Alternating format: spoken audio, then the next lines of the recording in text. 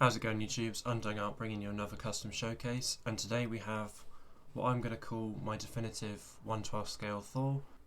This is basically the Mafex Infinity War Thor, except I modified the arms so I can use the bare arms.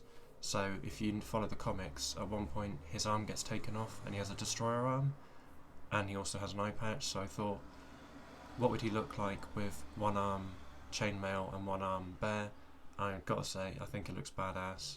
But you can always just switch out the plain arms if you want to. And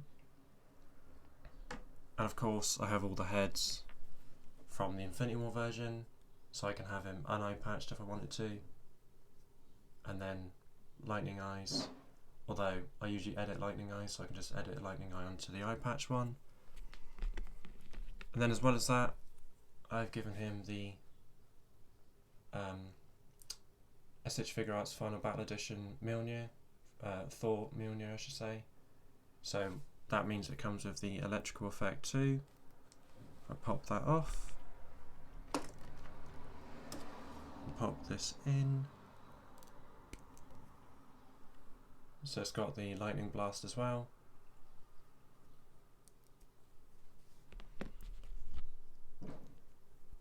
And then the Stormbreaker is actually a Marvel Legends Stormbreaker.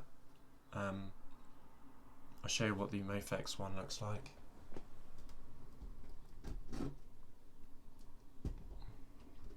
I also extended his neck slightly, so it's on a bit of blue tack at the bottom, so it's a little bit loose as you can see, but it actually gives him a bit more definition.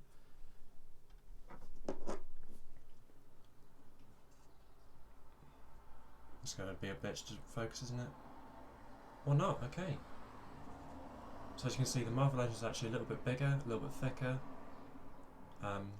They fixed the size with the Mafex Endgame Mjolnir, but obviously I don't want to steal Endgame's Mjolnir, not Mjolnir, Stormbreaker, because I really like the Endgame figure.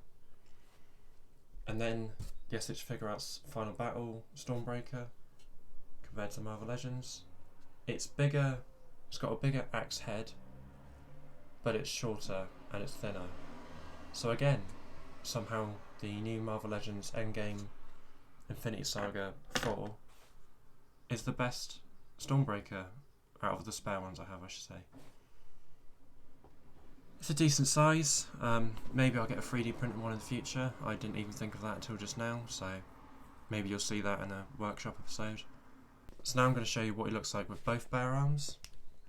So what I did was Dremeled the hole where the arm clicks in, and basically Mafex made it so you can't swap them, but now they're swappable. So this is what a more classic version would look like, because I believe quite a few versions of his outfit he doesn't have chainmail, he's got bare arms, so this is quite cool looking, I think.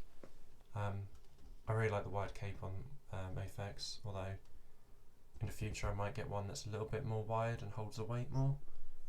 As you can see, it looks really cool. And now I'll swap out the torso to show you what he looks like with chainmail and no cape.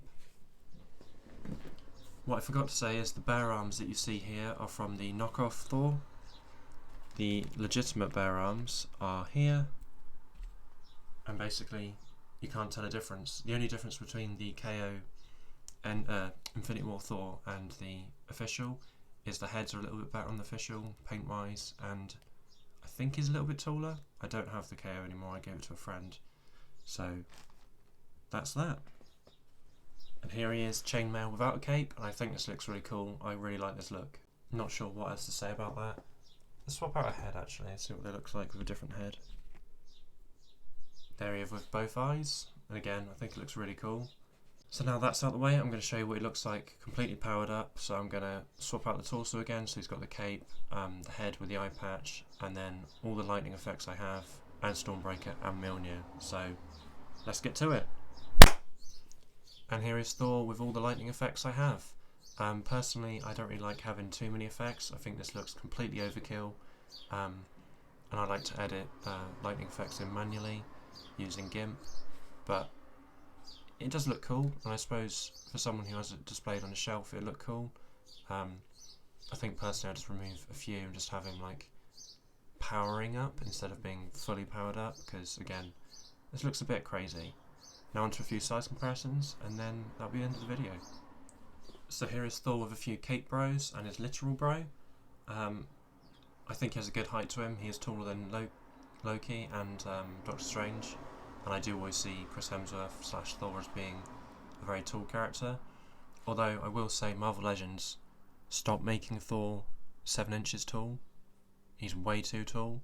He's not 7 feet tall in the film, so just stop. So even Loki disagrees because he just put his head down. And then here he is with a figure I'm going to review soon, the SH Figure Arts Mandalorian Boba Fett and the SH Figure Arts Thor Love and Thunder Thor.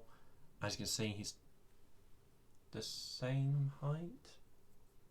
No, the SH figure is actually slightly taller, but again, I really like how this looks, and I kind of like him with short hair. I don't think the heads would fit because of the collar piece, so I don't think you'll be able to swap the heads around, but maybe if you do some fidgeting you could get it done. And lastly, here he is with my mascot Punisher and the Star Wars Black Series Stormtrooper, and again, as I'm always saying, this doesn't really fit Marvel Legends scale, as it's Mafex / SHF, always 1/12 scale, but he does fit in with Black Series, so you could have him beating the shit out of a Stormtrooper.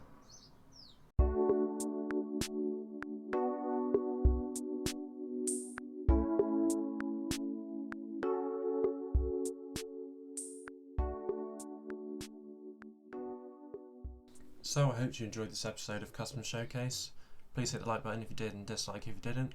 Let me know what you think of the bare arm / armoured Thor. I really like this look. I've always thought it would be cool if in the Marvel films he actually does get his arm lopped off, but the way they're going with Thor Love and Thunder, I don't think they'll ever do anything serious with him again if they give the reign of Thor 5 to Taika Waititi again, but that's a different discussion entirely. Anyways, I hope you enjoy the photos at the end, and I'll catch you in the next video. Peace.